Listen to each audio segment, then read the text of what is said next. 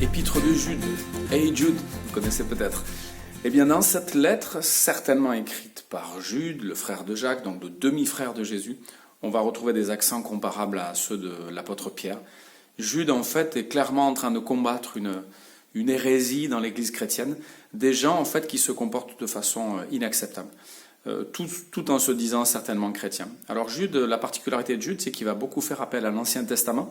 Il va faire référence à ceux qui se sont comportés de façon impie, de façon mauvaise, de façon méchante, et il va évidemment montrer que le jugement de Dieu est sur ces gens qui se disent chrétiens et qui ne se comportent pas du tout comme Dieu le veut.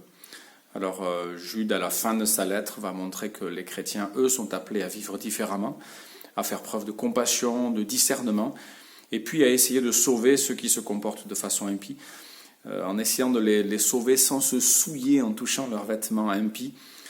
Jude va faire référence non seulement beaucoup à l'Ancien Testament, en critiquant les impies, les séducteurs, les faux prophètes, et il va aussi faire référence peut-être à des écrits juifs qu'on ne connaît pas vraiment, quand il parle en fait de ce moment où l'ange s'est disputé la dépouille de Moïse avec Satan. On est un peu étonné par ces références, mais Jude fait référence à des écrits juifs, des discussions rabbiniques certainement.